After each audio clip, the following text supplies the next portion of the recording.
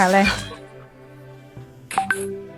ẹ káàárọ̀, ẹ káàsán, ẹ kúrọ̀lẹ́, ẹ kálẹ́, according to the time ibi tẹ́ wà. Ẹ kú ọjọ́ mẹ́ta. Èmi ni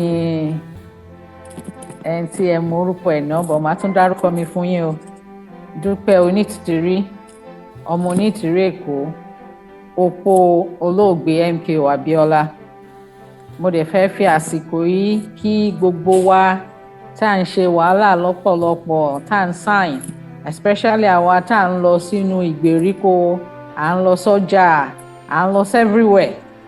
Gbogbo clip ẹ̀ ni mò ń rí, gbogbo bá ṣe ń ṣiṣẹ́ takuntakun, bá ṣe ń ṣe awareness pé kán sign petition, a tún ṣe awareness pé Yorùbá ó ti dá dúró, torí èmi ò tiẹ̀ sọ pé ó fẹ́ dá dúró mọ́, ó ti dá dúró ni pẹ̀lú àṣẹ ti Ọlọ́run. So gbogbo iṣẹ́ takuntakun tí gbogbo wa ń ṣe kò ń ṣe lásán o, Ọlọ́run ló gbé wa dìde, Ọlọ́run náà dẹ̀ máa san wá ní ẹ̀san tó dáa. Ṣé wá rí gbogbo àwọn tó ń ṣe àbòsí tí wọ́n tutọ́ dúdú sínú tó ń tu funfun jáde, especially àwọn tó ń purọ́, tó ń ṣe ojú méjì, tó ń wà ní ọ̀dọ̀ wa, tó tún wà lọ́dọ̀ àwọn tó ń purọ́. Àwọn ò lè escape ẹ o. Kò síbi tí wọ́n lè sá sí ní abẹ́ ọ̀run tí wọ́n ò ní bá ìbínú Ọlọ́run pàdé. Ilẹ̀ Yorùbá máa da gan, ṣùgbọ́n kò ní da fún wọn. Àmín. Kò ní tura fún wọn. Gbogbo ọmọ Yorùbá tó dúró fòtítọ́ àti lódodo ló máa tura fún.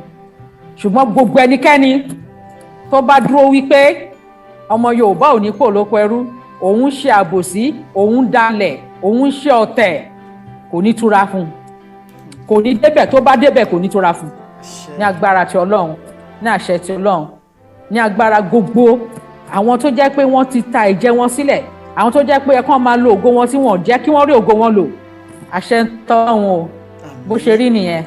Ẹni tó bá wù kó continue láti máa ṣàbòsí, tí ó bá rò pé èèyàn rí òun, kó mọ̀ ọ̀pọ̀ náà bá rí òun ò dẹ̀ ní escape ẹ̀ láyé, àfi tí ò bá dórí ilẹ̀ Yorùbá yìí. Bó tó bá wà ní orí ilẹ̀ tó jẹ́ ilẹ̀ Yorùbá, lẹ́yìn tí Ọlọ́run ti sọ pé ó ti wá sí ìmúṣẹ, kò ní gbádùn bẹ́ẹ̀ o. Gbogbo nǹkan tó dẹ̀ jádùn ló máa wà lórí ilẹ̀ Yorùbá ní agbára ti Ọlọ́run. Gbogbo nǹkan tó ń jẹ́ ọlá, iyì, ìdùnnú, àlàáfíà, gbogbo ore látọ̀dọ̀ Ọlọ́run ló máa jẹ́ tilẹ̀ Yorùbá ti tàwọ́ mú ẹ̀ tó dúró fún òtítọ́ àti òdodo ní agbára ti Ọlọ́run. Àmín. Àṣẹ. Ẹ ṣé mo dúpẹ́.